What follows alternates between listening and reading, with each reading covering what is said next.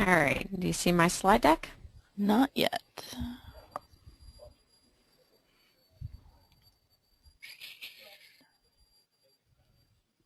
Nope. There we go. Oh, I was going to say, it says it's showing my screen. Yep. Larry, you don't have to worry about that. You're not going to get that from me. That's why I always have the slideshow running when you guys see my screen. All right, everyone have a great session. Okay, everybody. Well, if you don't know by reading the my slide deck right here, my name is Sherry McDonald. I'm the Support Manager, Reporting Services Virtual Trainer, and Foundation Instructor for Pragmatic Works. I'm really excited that everybody was able to spend their lunch hour with me, or I'm hoping that maybe you guys are all multitasking and maybe eating lunch and watching the movie here. I have a lot of information to get through for our session. I may not be able to cover every single topic or every single example, but I will make that information available to you. At the end of the day today, I should have a blog with zip files and everything included that you can download and have. So let's go ahead and cover today's topics. Okay, so we're going to have 3 focal points for today's topic of worst practices of reporting services design. So the 3 things that I want to focus on is 1, queries. And we're going to look at the queries that a report is using and how it impacts the report render time. So I know this is a reporting services class, but you know, you're going to get your data from somewhere, and you got to be able to make sure that that data is, 1, good data, and you know, you gotta, there's a couple different things to factor in when you are trying to render your report. Designs, we're going to look at some of the different design options that are there and what level of detail that we're trying to capture and how it's going to impact our end user. And then lastly, Report Manager. We want to talk about the option that you have in Report Manager that's available to help the end users. So there's 3 things. I give you very generic intros to them so we can dive a little deeper into that particular topic. Okay, so first, let's talk about query performance. Now, for a report to do its job properly, you're more than likely going to be relying on a data set to do its job. So when you're querying your SQL database, the design of the query is going to be just as important, and it's really going to be the first step to a great report. So oftentimes a DBA or maybe a developer, they're going to have to do some form of performance tuning to the queries. And again, when you're designing the query, you got to be just as particular about that design as you are designing your actual report. So let's see, should there be something showing besides the intro screen? Sound is good. Can ever make sure that everybody sees my? Okay, can everybody see my slide deck? Okay. All right, good, good. Bob, I know who you are. I want to make sure that you can see it too, okay? So I think I'm like on my 3rd slide now. Yeah, what happens All right. is if you can't see Sherry's screen, please log out of GoToWebinar and log back in, and it's just a glitch in their system. So if you log out and log back in, you should be okay. Okay, Ralph, that was for you too. Okay, Bob, you're back up. Okay, good, good. All right. So again, designing the queries just as important as the way that you are designing your report. Now, the goal for our database folks is to identify the slow-running or CPU-intensive queries and try to gather that evidence and then work with the developers to find ways to improve them. Now, when you're referring to reports, we want to discuss the benefits of a stored procedure. The SQL Server is going to compile each stored procedure once, and then it reprocesses that execution plan. Now, this is going to increase your performance, especially if you need to add some type of conditional logic to it. This conditional logic is actually going to become part of that single execution plan on the server. Now, with the stored procedures, you can create additional security because you can deny the users to that specific table and then give them rights to the stored procedure that's going to get that data from the underlying table. So ad hoc queries, they're going to be a little bit harder to troubleshoot and maintain. So whenever you have a long-running query, there's a couple things that you can do. One is you can run the SQL profiler to trace the events and actions against that instance of SQL Server. It's a great resource to use when you're trying to debug your T-SQL statements or your stored procedures, and it's going to help you identify those slowly executing queries. Now, to run the SQL profiler, all you have to do, and you might want to write this down because it's going to end up being on a different screen for me if I try to show you. To run the SQL Server profiler, go to your Start menu, All Programs, Microsoft SQL Server 2008 or 2008 R2. Go to your Performance Tools and then select SQL Server Profiler. Now, the other option that you have is for a query execution plan. You can have an estimated and an actual execution plan. And this is going to graphically show you how that data is being retrieved and which queries are performing worse than others. So that option can actually be found in Management Studio. Now, something else that you might want to consider regarding the query design for a report is if you're writing out a query that's going to have a lot of joins and those tables happen to have a lot of data in them, it could actually take a while to return those results. So you want to make sure that all the tables should have indexes so that the engine knows exactly where to go to get that data faster. And if you don't, it's going to basically scan every single row looking for those results. Now, you can even consider having additional non-clustered indexes on the top of your clustered indexes. And one more thing to add here is that not only do your cars need some kind of tune-up or tuning, so do those indexes. Now, we discussed some of the tips for performance improvement at the query level. Let's talk about some of the report design mistakes. In this example, we're looking at a dashboard that's making use of pie charts and gauges. Now, the problem is the pie charts are going to be harder to understand. They're really not something that's going to be commonly used as best practice when you're trying to represent a lot of data.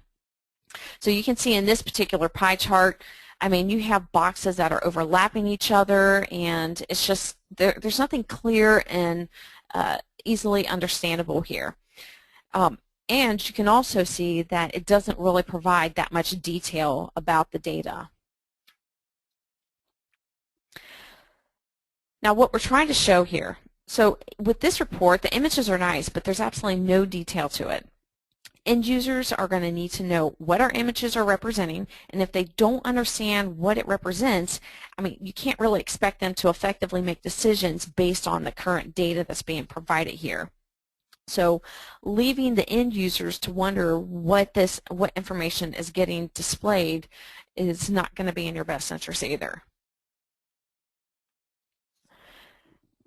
Lastly, with this example here, there's so many areas in need of improvement, I'm not really for sure where to begin with.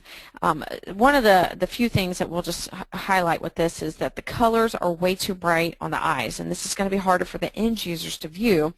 And it's actually taken away from what you want them to focus on. The chart selected in the bottom right corner, this is probably not the best idea right here because obviously they're trying to display a lot of information or a lot of results, and you can see everything's kind of compiled together, and it's not effective with what it's trying to communicate. And then one of the most obvious things here is that there's no details. It's just mostly objects. So what we want to do now is we've talked about some of the mistakes that can be made with the design of these reports. Let's actually run through a real-world scenario.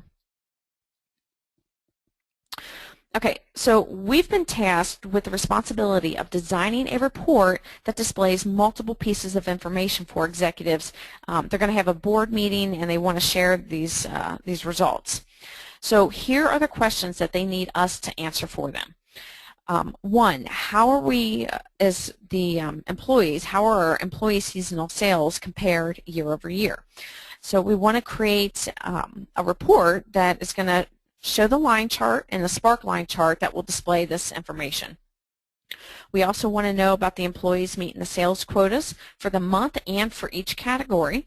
And with this one, we want to use the matrix and embedded indicators that will display those results. And then lastly, their question is, how do the category sales for this month compare to sales for the same month in the previous years?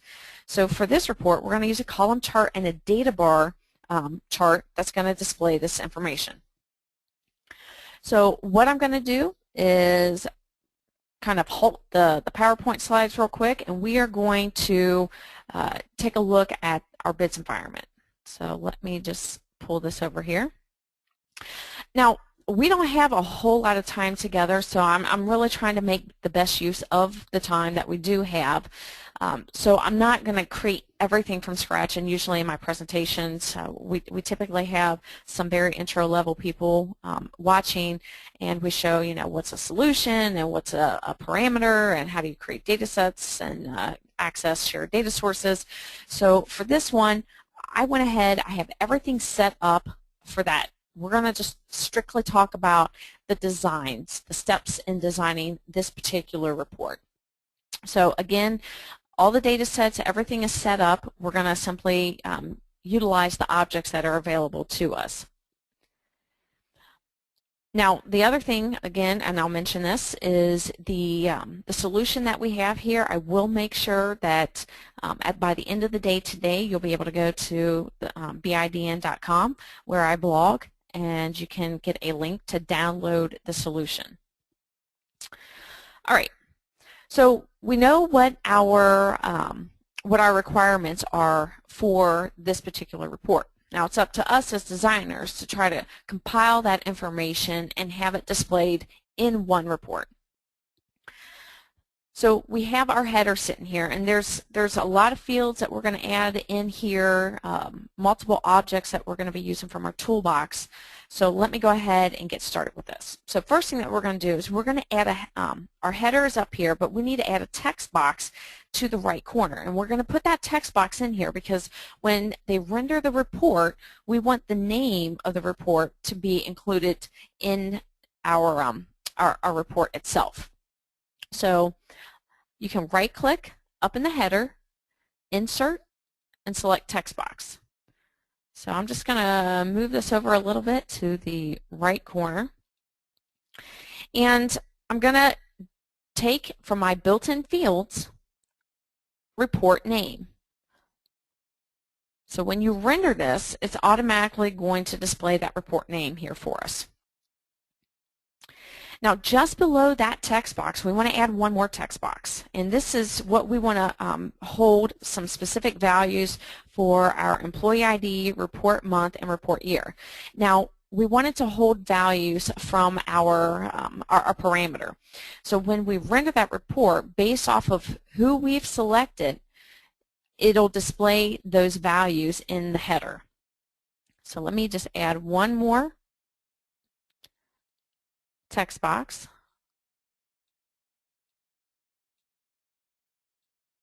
Okay.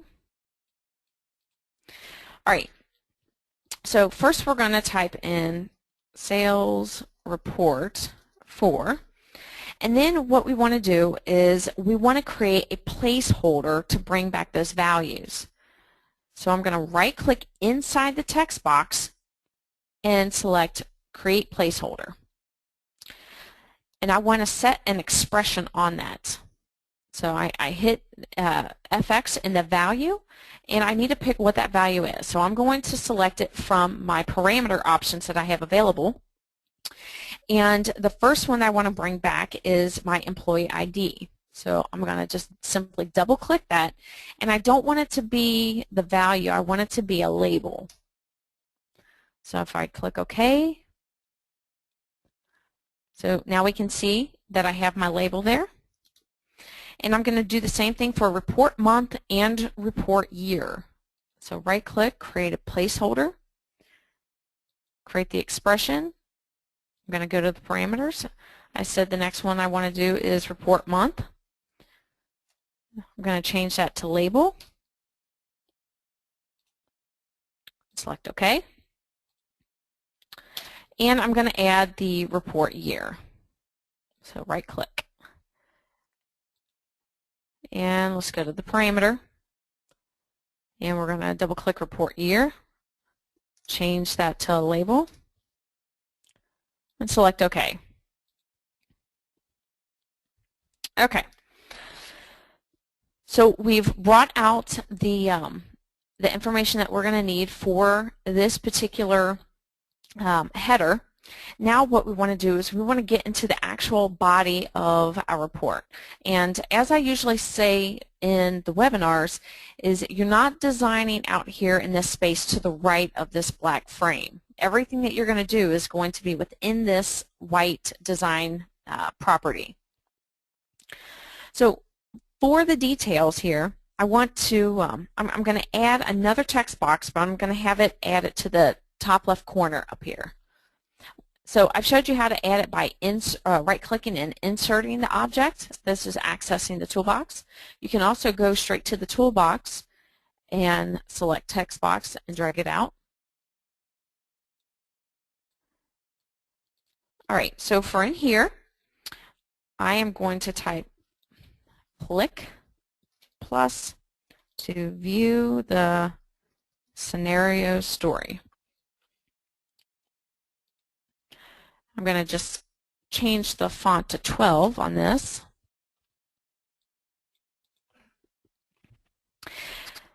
And the other thing that I want to do is give this text box a name. And the reason why you would want to give it a name is because if you happen to reference this text box in a property for another object, then it's going to show up as just text box 3.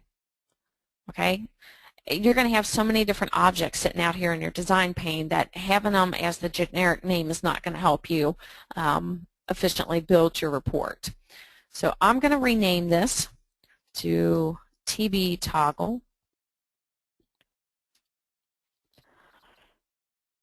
Now the reason why I'm adding this text box with this specific message in here is because when somebody goes to render this report, it's going to give them the option, as soon as I eventually build this option, to click here and it will display more details as to the purpose of the actual report.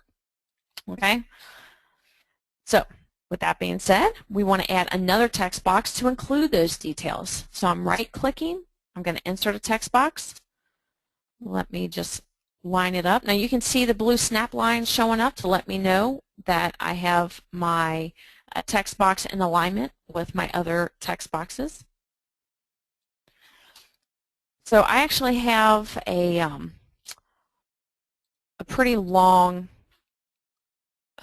detail that I'm going to copy and paste here, so I'm not going to type it all out. Okay, so this is the detail behind the report that we're going to build. And let me just bump that over a little bit. Okay, so now that I've brought that text box out and I've added those values, I want to give this text box a name. So right now it's text box 4. And let's call this one TB scenario text.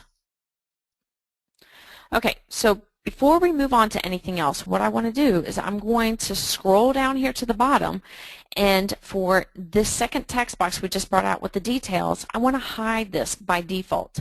So if you go to the properties of the text box and go down to the bottom, I want you to change the hidden. It's at false now, which means it's not going to hide. We want to change that to true.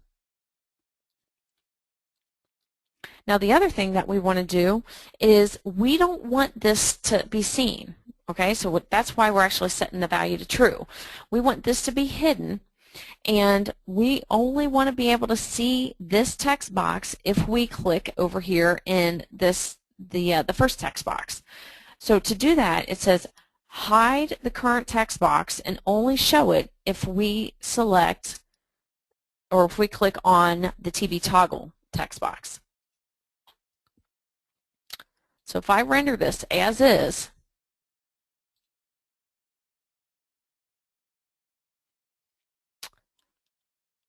right now I'll need to fix that text box to make it so it doesn't wrap, but if I click on the plus sign, now you can see the details behind it. So let me just make that a little bigger. Okay. Now, just above the footer, we need to insert a text box, and we're going to insert that text box into an existing rectangle. And the rectangle is really great when you need to handle multiple objects being placed in your design pane. So within this rectangle, I'm going to right-click and I'm going to insert a text box. So we want it to hold some more information for us. So now what we want to do is, just to show you where this is set up at, I need to add a page break here, and I'm going to add it for the rectangle property itself. So I selected the rectangle property, right click, oh, not that one. All right, well, eventually I'll get the text box out, or the rectangle. Let's see. There we go. Rectangle property. And we want to add a page break before. And we're selecting this option because we want that page break to happen before the rectangle, and we want to make sure that we can also try to keep the contents together on a single page. Okay, so here's our text box. Now we need to add some values in here. We need to put our report month, report year, and report ID. So we're going to select report month, and we're going to add our report parameter in here.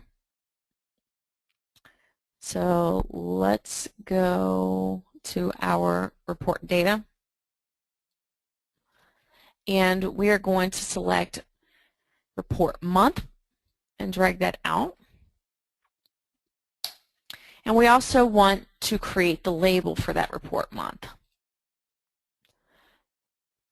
So create a placeholder, go to the expression, parameter, and we need to create the label for report month.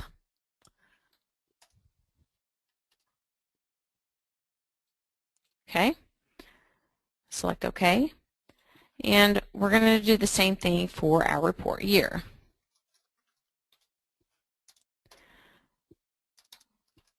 All right, so pull out our report year.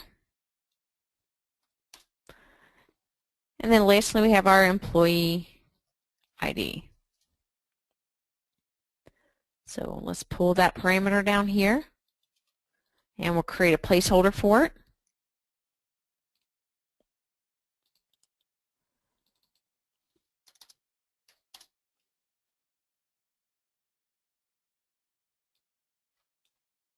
All right. So we're going to click OK on that. Let me just decrease the size of this rectangle. Okay. Now, after we've created this, what we want to do is we want to add our first object in here. We're going to add a chart. And to do this, what I want to do is I want to put this chart inside of a rectangle object. And the reason why I'm going to do that is because I'm going to have multiple objects that are associated with each other, and I want them contained in this one location. Okay, so I'm going to right-click and insert a rectangle. Let me just open this up a little bit. Now, inside of this rectangle, we want to add a chart. But before we do this, let's name our rectangle.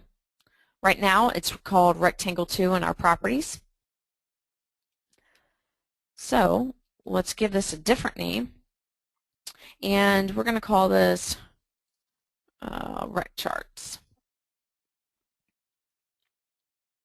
Okay, so we call it rec charts, and we're going to pull a text box out just above the rectangle because we also want to make sure that when somebody's taking a look at our chart here, they know what it's representing. So we want to give it a title. So let's insert a text box.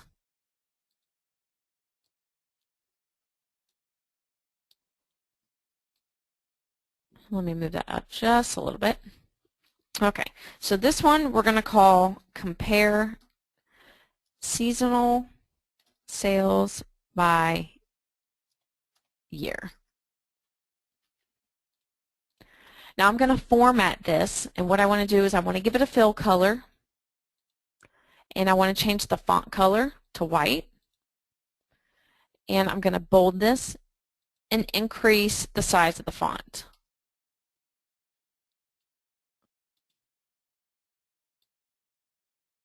Okay.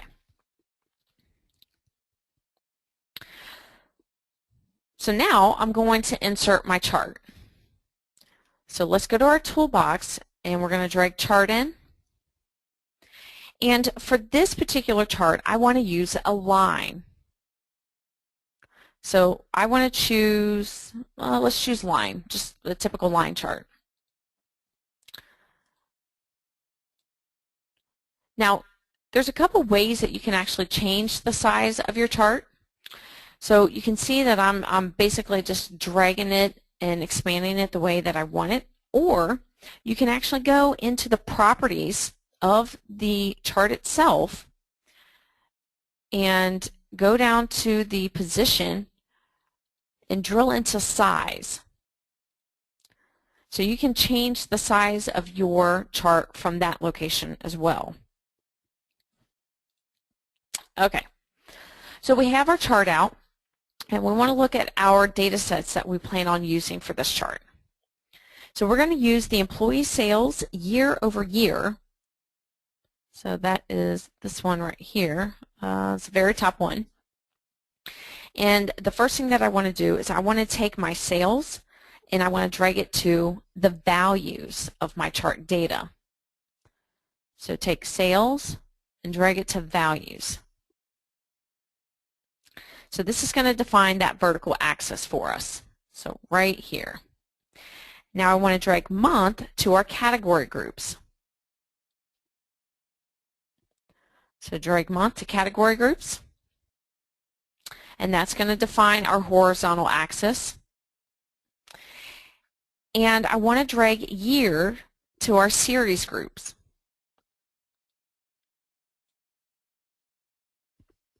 All right. And what that did is that's going to add the line for each year that we have. So I'm going to right click on my chart line. So right here literally in the chart, so you want to click on it until you get those little bubbles there. I'm going to right click and I want to go to series properties. Now on the border, I want to go to the line style and I want to change this line to solid. And I want to increase the size of the width of the line. So right now it's at 1 and I want to make it 2. So you can see that it got chunkier. So we'll click OK. Now for the chart title, we can change the name of that chart title and we'll call it Yearly Sales Comparison.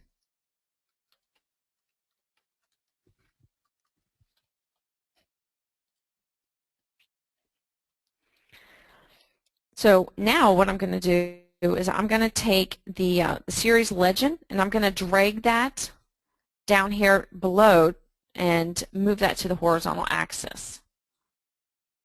And I don't need this axis title anymore.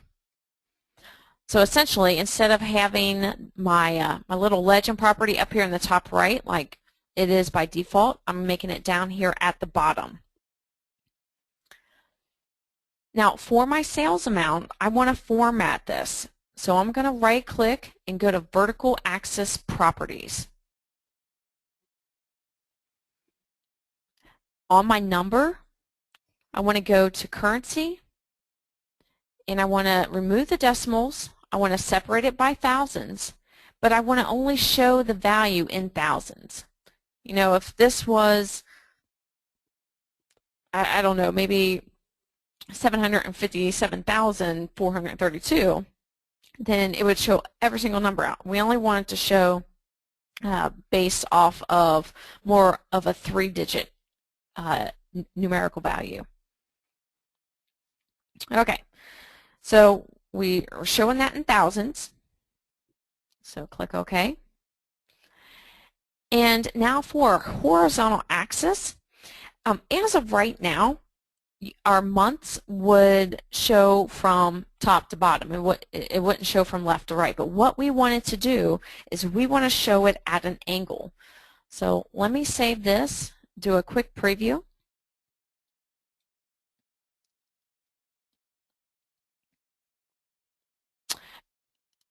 So this is what it's looking like, and what we want to do is we actually want to move this from left to right down at an angle. And we also want to fix how the lines are being displayed here. So I'm going to go back to design and go to my horizontal axis properties.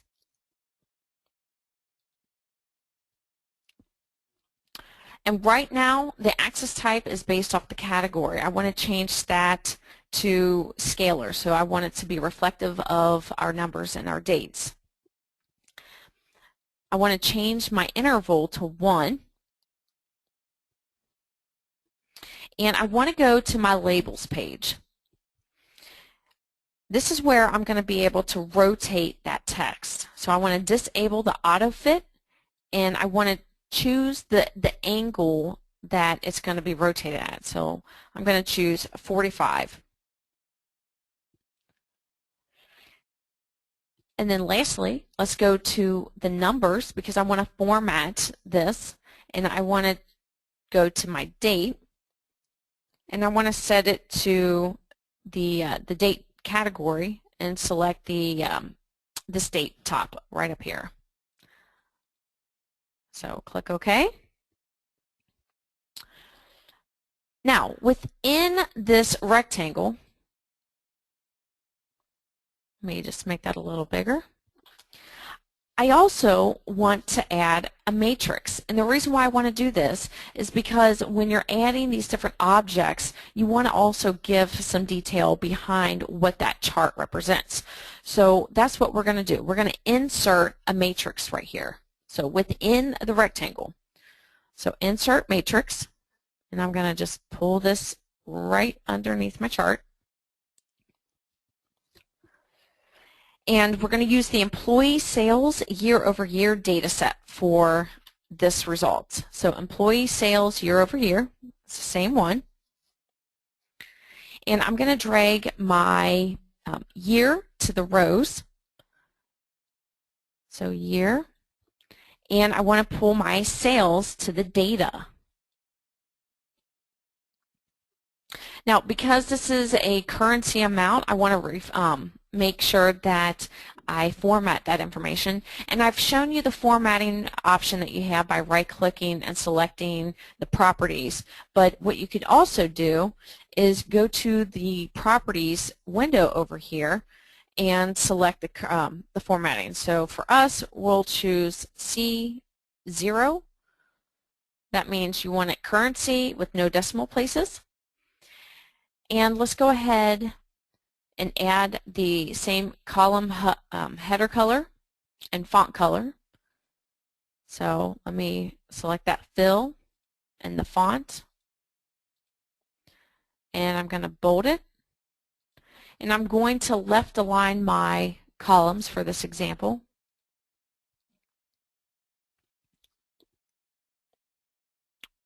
Okay.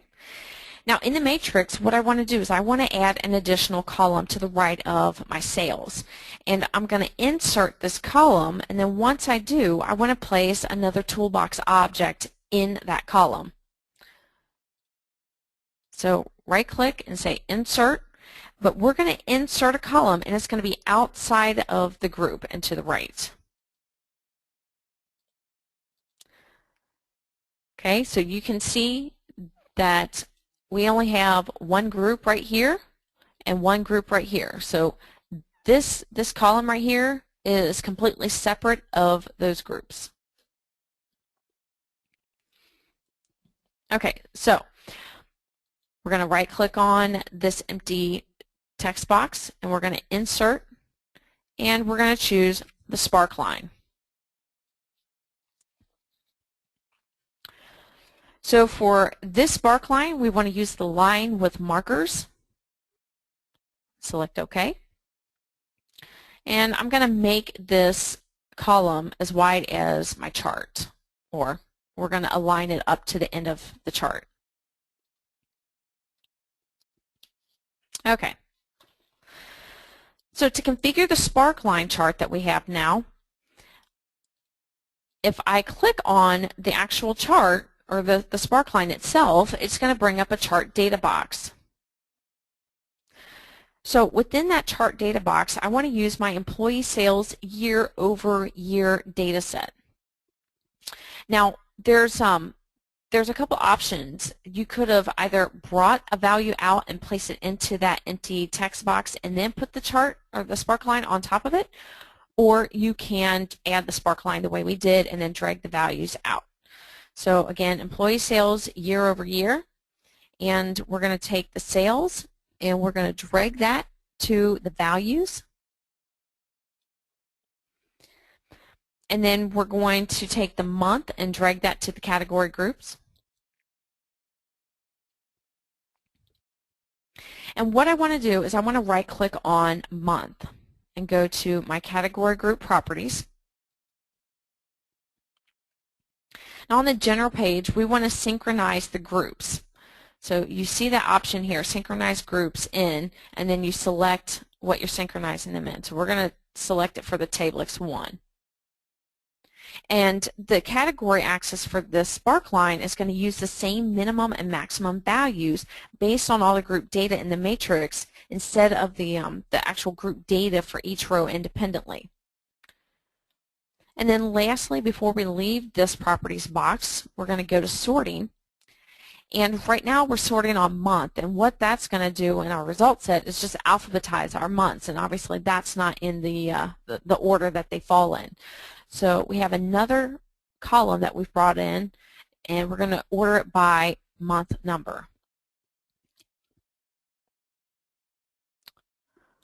Okay, so we'll click OK on that.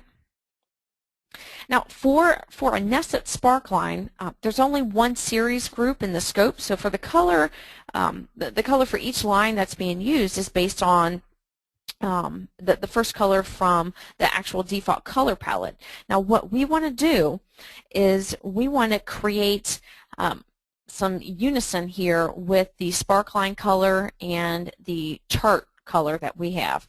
So in order to do that, a function was written. Now I'll provide the function for everybody as well in the blog. The function has already been created. So what we're going to do is show you when you need to create a function, where do you go to put this function, or where do you create this function at. So to do this, what you're going to do is you're going to go up to Report, and you go to Report Properties, and you go to Code. And what this is basically doing is it's selecting the colors that you want to use. So these are going to be the standard colors, and then you're writing this function where it's mapping the colors based off of the groupings that we have. So I'm going to click OK. Now on the spark line, what we're going to do is we are going to create an expression for the color, and then we're going to reference that function. So we're going to go to our series properties, and I want to go to Fill, and I'm going to Color, and I'm hitting the FX. So let me go and get that expression real quick and copy that.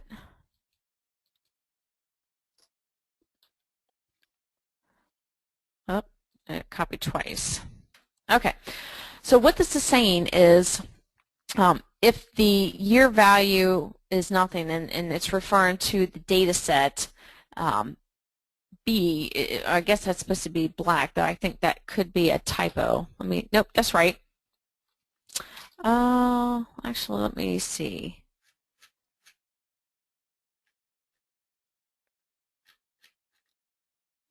Okay, well, let me double check to make sure it works. But what we're doing is we are referencing the actual code that we created. So for some reason, I think that that's probably not going to work. So let me see what happened to my, oh, I got a double quote in there. It's supposed to be an L.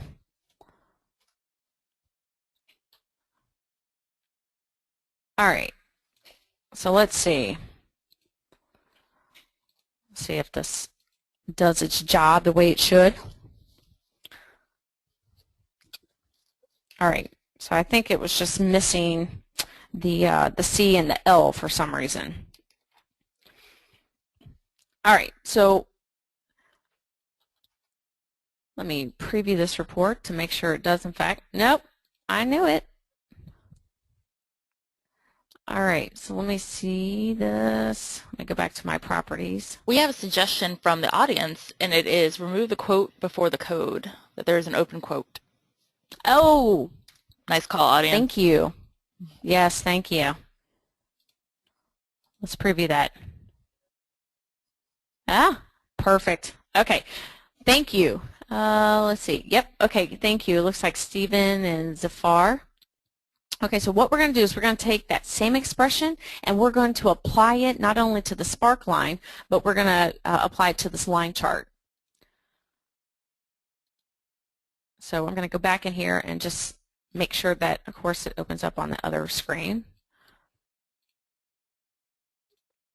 Go in here to the series properties and get that proper syntax, copy that out. And we're going to do the same thing here for our series properties. So go to Fill and paste this in here. Select OK and preview. All right. So beautiful. Now, what I need to do is I need to make a couple more modifications to this particular chart report, and then we're going to be able to move on. So in my my report here,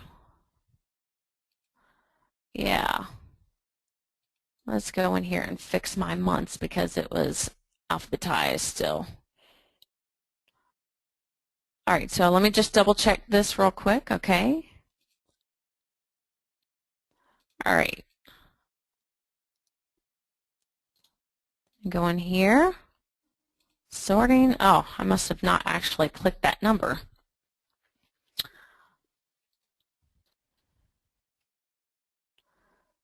Okay, there we go. So we sort it based off of the month number, not the month. Okay, thank you. All right, so let me just close that gap up a little more. All right, so we're going to add another object to our report. And we need to add another chart, okay? So we have a column chart that we need to add, and that's going to answer one of our other questions that the executive group has asked us to provide. So I'm going to just right-click on here, and I want to select Chart, and I'm going to select Column. So let me make this a little bigger.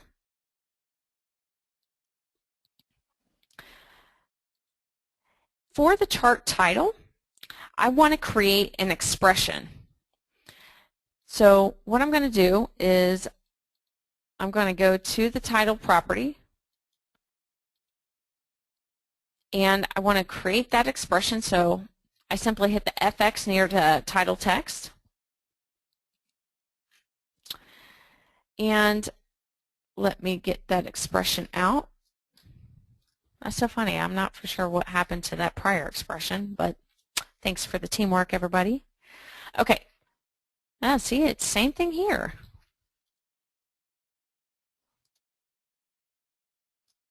Okay. There you go. So we're going to have our report month, and then that report month is going to have a sales comparison fall after it. Select OK. Now for our actual report, what I want to do is I want to take our sales, our category, and our year from our employee sales month and bring that in to populate the properties of our report. So I'm going to take sales and I'm dragging that over to values. So out of employee sales month, take sales and drop it into the values. I'm going to select category and drop it over here in our category groups. Let me minimize this one. So employee sales month category, take it to the category groups. And then year, I want to go to our series groups. So drop that into the series. To format this, I want to format my sales amount. I'm going to right click and go to vertical axis properties. And I want to enable my scale breaks here. Now this is basically going to put a stripe.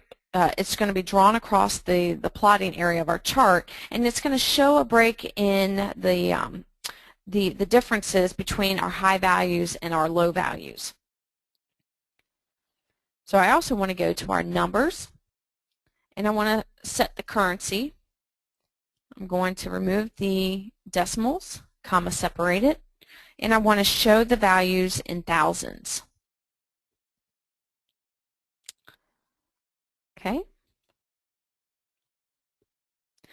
Now, while you have this properties box selected, we want to scroll down over here in our properties pane, and I want to drill into the scale break style. Because we've added that enable scale break, I want to set the color value to it, and I'm going to set that to silver.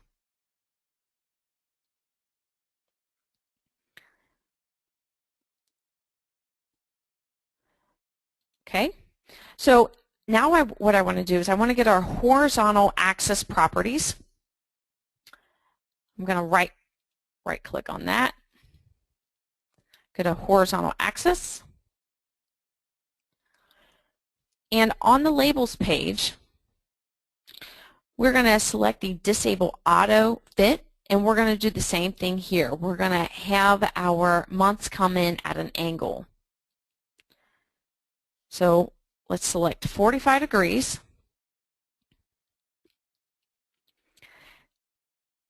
And hit OK. Now, same thing here. I want to move my legend down here to the bottom. So I'm going to remove my axis title and take my legend and drop it down here at the bottom.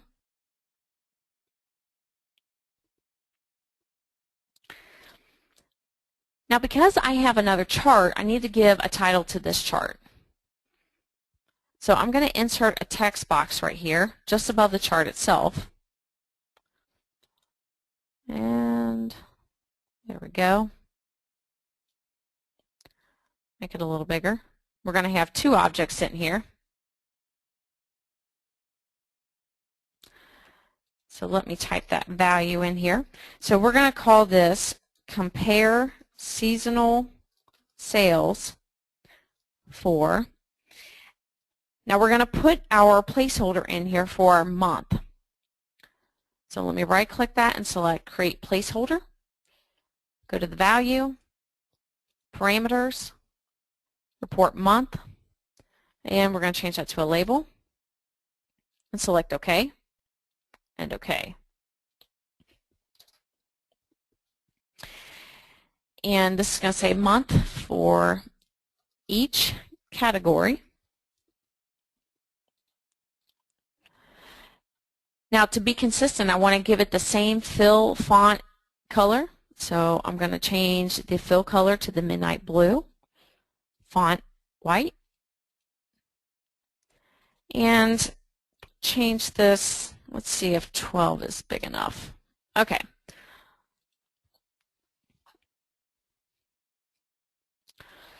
All right, so let me just do a quick preview.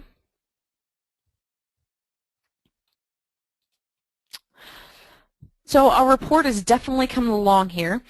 We can take a look at some of the different options that we've included in here. We have our hidden text box with the details in here. We've added a line chart, spark line.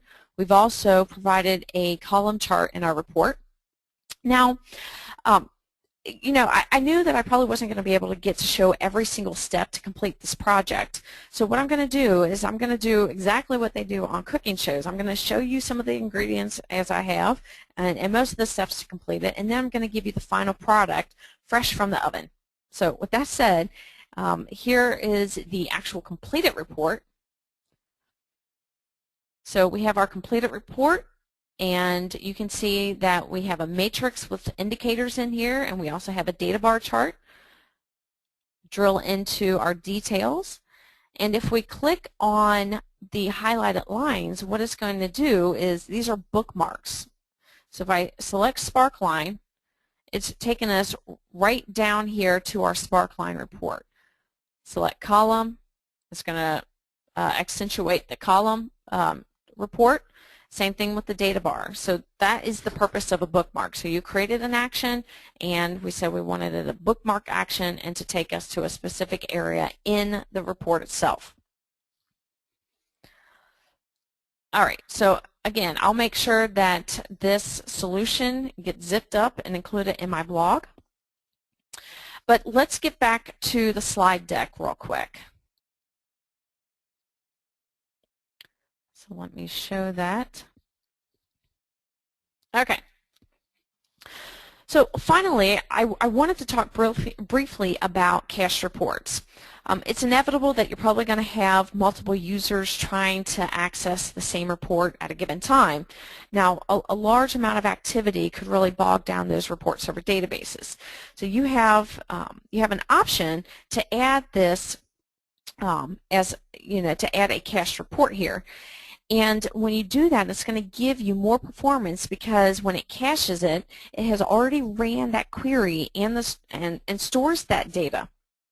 So the next time that report is executed, it doesn't have to re-execute the queries that are tied to that data set at the report level.